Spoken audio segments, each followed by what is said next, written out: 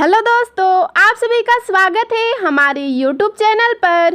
तो दोस्तों, आज हम लोग कक्षा 7 का हिंदी पढ़ेंगे। आज हम लोग पाठ 1 पढ़ेंगे। हमारे पाठ का नाम है जागो जीवन के प्रभात। तो आज हम लोग इस पाठ का प्रश्न उत्तर देखेंगे। सबसे पहले देखते हैं कुछ करने को, जिसमें पहला प्रश्न दिया गया है, सुबह सूर्योदय से थोड़ा पहले अपने घर के बाहर अथवा छत पर खड़े होकर पूर्व दिशा के एक एक दृश्य को बारीकी से देखिए और क नंबर दिया है इसमें देखे गए दृश्यों के बारे में अपनी पुस्तक में लिखिए। तो सबसे पहले आपको क्या करना है दोस्तों कि आपने छत पे सुबह सुबह जाना है या फिर कहीं बाहर जाना है और खड़े होकर जो पूर्व दिशा में सबसे पहले सूर्य उदय होता है अर्थात सूर्य निकलता है तो उसे देखना है और बहुत ही ज़्यादा ध्यान से देखना है। और उस दृश्य में आपको क्या क्या दिखाई देता है उसको अपनी पुस्तिका में लिखना है। तो चलिए, मुझे क्या दिखाई देता है मैं पहले आपको बताती हूँ। तो इसका उत्तर है, रात्रि का अंधकार ढल चुका था। पूरब से लाल थाली नुमा सूरज धीरे धीरे उदित हो रहा था। हर तरफ उसकी लालिमा बिखरी पड़ी थी। कुछ तारे लुप्त हो गए थे, कुछ अभी भी दिखाई दे रहे थे। चिड़ियों की चहचहाने से सारी दिशाएं गूंज रही थी। किसान अपने बैलों को लेकर कंधों पर हल उठाए खेतों की तरफ निकल चुके थे। बैलों के गले में बजती घंटियां और मंदिर में से आती शंख की घंटी की ध्वनि पूरे वातावरण में मधुर संगीत घोल रही थे। दूब और पेड़ पौधों के पत्तों पर ओस के मोती अभी भी बिखरे पड़े थे। चलिए अगला प्रश्न देखते हैं। ख नंबर, देखे गए दृश्य का चित्र बनाइए। तो दोस्तों, आप जो दृश्य देखेंगे उसका आप चित्र बनाएंगे। जो सूर्य है वो सुबह सुबह जैसा कैसा दिखता है वो आपको चित्र बनाना है, ठीक है। चलिए देखते हैं। प्रश्न है 2 नंबर, प्रातः काल वर्णन संबंधी कम से कम 2 कविताओं का संकलन कीजिए। तो चलिए दोस्तों, पहला देखते हैं। पहली है, रात विदाई पर सूरज ने किरणों को बिखराया। प्रातः काल ने उठने का घर घर में बुगुल बजाया, ठीक है, बिगुल बजाया। दौड़ भाग लग जाती घर में, बड़े हो या फिर छोटे। जाते दफ्तर जाते शाला, हो चाहे वो खोटे। भ्रमण को जाता कोई, व्यायाम को कोई योगा करता।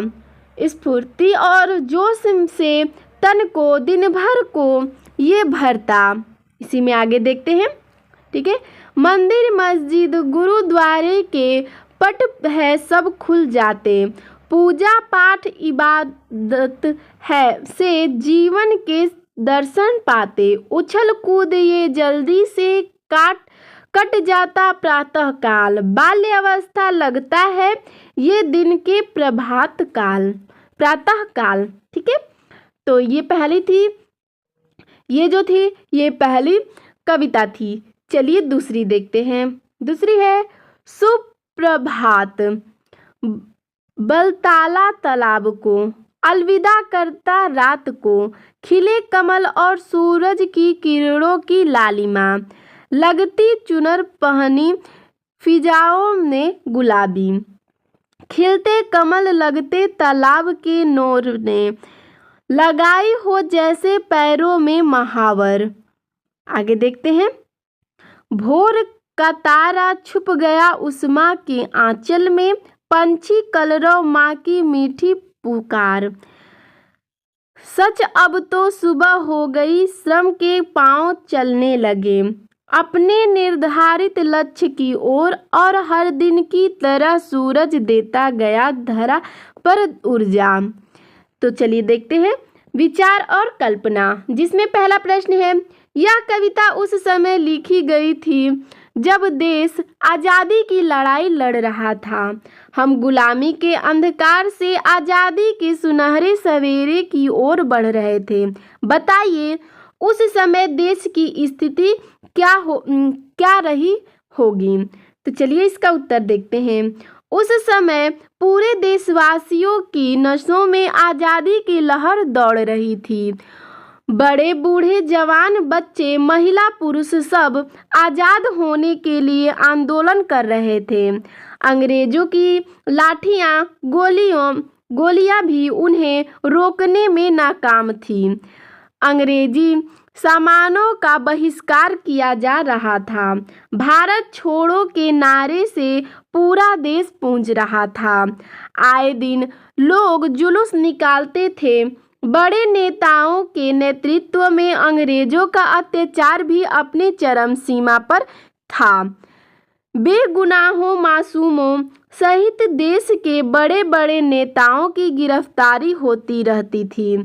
क्रांतिकारियों को आए दिन फांसी की सजा दी जा रही थी।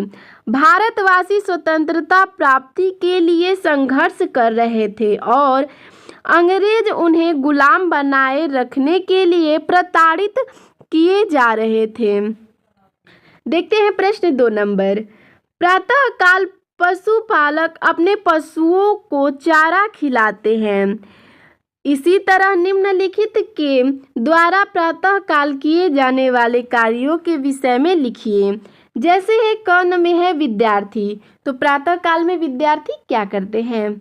तो विद्यार्थी जो है विद्यालय जाने की तैयारी करते हैं। माँ क्या करती है? माँ घर वालों के लिए नाश्ता लंच तैयार करने में जुट जाती है। दुकानदार क्या करते हैं? दुकानदार अपनी दुकान खोलता है।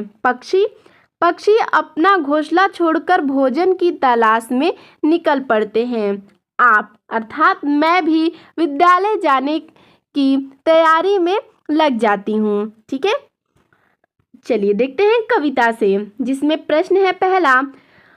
कविता में जीवन का जो संदेश छिपा हुआ है, दिए गए विकल्पों में से उसे छांटिए। तो चलिए देखते हैं। क नंबर है सूर्योदय के लिए।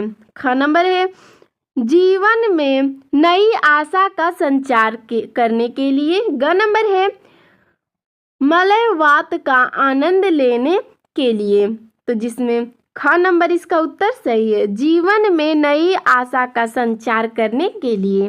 प्रश्न 2 नंबर है कवि ने प्रातःकाल पृथ्वी पर फैले ओशकणों को क्या कहा है? तो इसका उत्तर है कवि ने प्रातःकाल पृथ्वी पर फैले ओशकणों को दुख भरे आ है।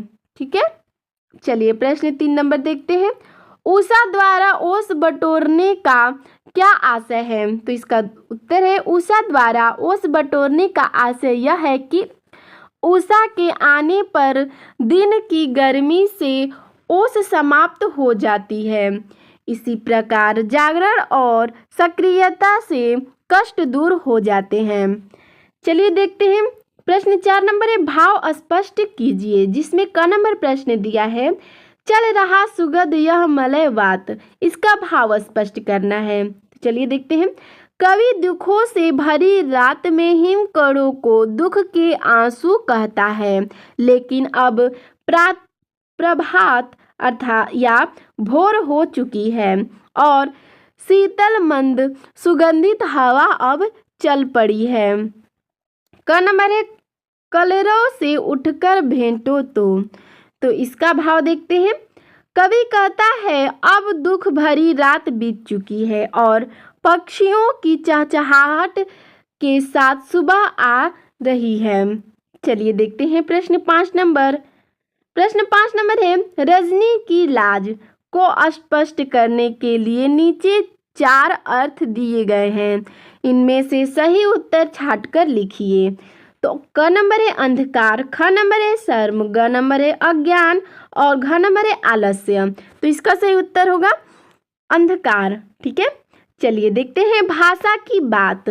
जिसमें प्रश्न है पहला कविता की 2 पंक्तियों को पढ़िए। जैसे दिया है क नंबर में चल रहा सुगंध यह मलयवात। ख नंबर है अरुणाचल में चल रही बात। उपयुक्त पंक्ति में आए शब्द वात और बात का अर्थ वाक्य प्रयोग द्वारा स्पष्ट कीजिए।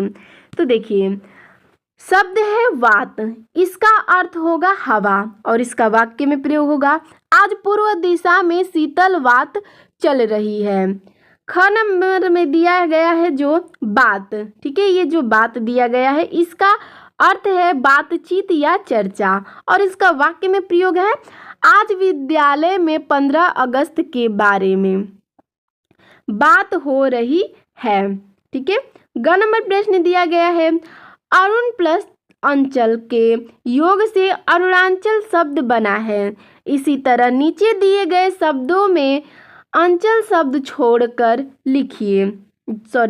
लिखिए जैसे हिम, उत्तर, पूर्व, सोन, कोयला, नीला। इन सब में हमें अंचल शब्द जोड़ना है। ठीक है, लिखा है ना कि अंचल शब्द जोड़कर लिखिए। तो देखिए हिम प्लस अंचल अर्थात हिमांचल, उत्तर प्लस अंचल अर्थात उत्तरांचल, पूर्व धन अंचल पूर्वांचल वैसे ही दिया गया है। सोन प्लस अंचल सोनांचल, कोयला प्लस अंचल कोयलांचल, नीला धन अंचल नीलांचल। तो दोस्तों आपको हमारा यह वीडियो कैसा लगा हमें कमेंट में ज़रूर बताइएगा। धन्यवाद।